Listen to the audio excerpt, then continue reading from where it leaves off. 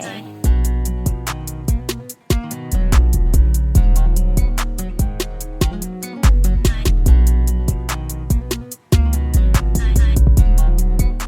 so Assalamualaikum warahmatullahi wabarakatuh. Dan kembali lagi kita dalam episod apakah kereta yang kita akan review hari ni daripada Motomaniac.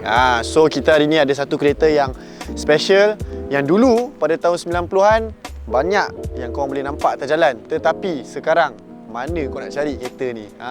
Okay, so macam biasa kita akan cerita sikit history atau dari mana Honda EK9 ni dari mana Honda EK9 ni datang and kenapa kereta ni sangat-sangat special. So Honda EK9 ni, it is produced back in 1997. Kereta ni ada model Type R. Kalau EK9 macam ini bukan Type R, ini EK3, tetapi dah convert ke Type R punya spek lah. Tapi kita cerita pasal EK9 Type R. So EK9 Type R ni adalah salah satu kereta yang dapat badge Type R tu. So EK9 ni adalah kereta third car daripada Honda yang dapat Type R. Type R ni is performance punya spek daripada Honda, daripada tahun 1990 lebih lah. So ini adalah model 1997 and engine stock EK9 adalah B16B. So inilah kereta yang dia orang selalu cakap VTEC on, VTEC on. Inilah dia, VTEC on. Wait until it kicks in. VTEC turbo. Hey! Shit! Hey! Hey! Hey! VTEC on, macam pil CKTEC on. Okay, so jom kita tengok apa specialnya tentang kereta yang ada kat sebelah aku ni. Dan owner dia, nama dia Yanggor. Sama macam hari tu yang kita ada review kereta Nissan Silvia S15. Ini pun dia punya kereta. Macam aku cakap hari tu, aku tak tipu. Inilah kereta dia. Ini kereta main dia. Jom. Okay, so dari segi eksterior kereta Yanggor ni, macam kita tengok body kit dia. Kita cerita pasal eksterior dulu. Body kit yang dia pakai adalah body kit EK9. Sebab chassis dia bukan EK9, chassis dia adalah EK3. So beza EK3 EK9 is Type R, EK3 is the yang lagi murah compact version punya. Tapi Yanggor dah fully convert EK9 Type R. So body kit kalau kau tengok fully Type R. Yang dia dah tukar is dia punya hood. Hood dia ni adalah carbon fiber punya hood. Kalau korang nak tahu harga carbon fiber tu berapa banyak, berapa mahal, korang bolehlah search kat Google sebesar ni pun bolehlah cecah ribu-ribu. Ini hood, the whole hood. So the whole hood dia dah tukar carbon fiber. Lip depan dia dah pakai lip spoon.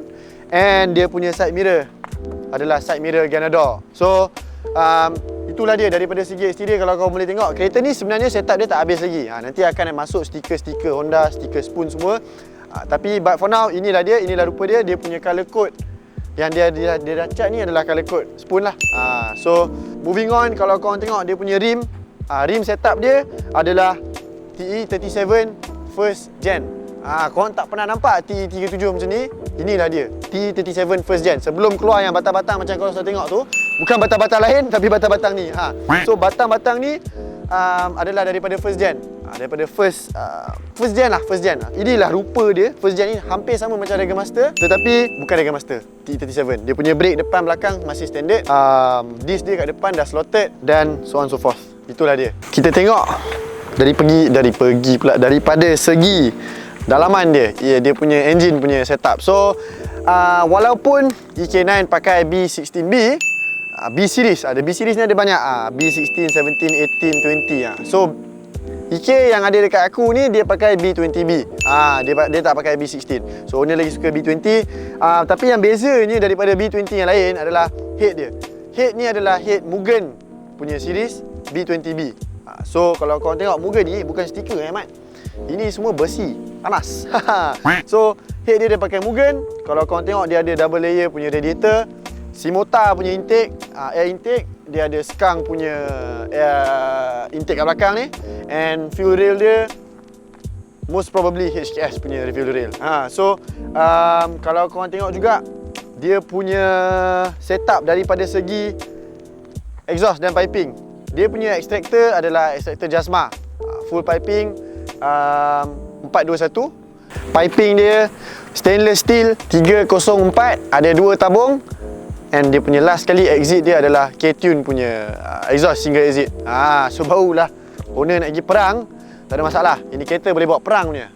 So itulah kalau kau tengok modification yang orang nak cakap tak adalah minor, cuma simple modifications so that kereta ni comfortable untuk bawa satu, nak pergi perang pun boleh bawa satu. Lagi satu aku lupa nak bagi tahu, clutch yang dia pakai adalah clutch Locheng single plate. Dia ada kering-kering sikit. So jom kita tengok dia punya interior pula. So disebabkan owner baru saja buat restoration dekat dalam kereta ni, korang tengok semua benda macam baru. Untuk aku memang macam baru. Tak ada kereta-kereta 90-an yang korang boleh tengok dia punya quality macam ni. So apa yang owner dah buat dekat kereta ni, firstly kau tengok lah, masih plastik bos. Dia punya seat SR3 Recaro warna merah, plastik. Dia balut balik actually. Kereta ni didatangi sekali dengan seat SR3, tapi owner tak puas hati sebab dah nampak kusam, so dia balut balik seat ni dengan original kain Recaro. So inilah seat dia. Dia punya steering OMP punya steering flat dish, dan dashboard semua most of it is more or less standard lah. Tapi apa yang best untuk aku, kalau korang nak tahu, dia punya carpet dalam kereta ni owner baru saja balut balik satu kereta ni carpet. So dia balut warna merah, of course type R mah kena warna merah. Kau tengok door trim dia semua is original EK9 punya. And last kali, benda yang aku paling favourite, aku paling suka dengan kereta-kereta lama yang owner dia buat is dia pasang Android player. Macam biasa, bila ada Android player, kau boleh dengar lagu Jedak Jeduk.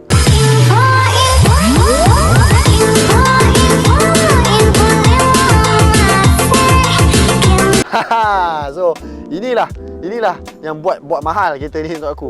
So itulah, most of it interior dia tak ada penukaran sangat.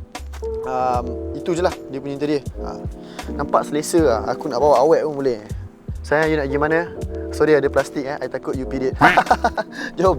Okay, so aku ada lupa sikit nak beritahu korang pasal kereta ni. So kereta ni, so tayar depan dia pakai semi slick, tayar belakang pun dia pakai semi slick, tayar depan dia adalah AD08R.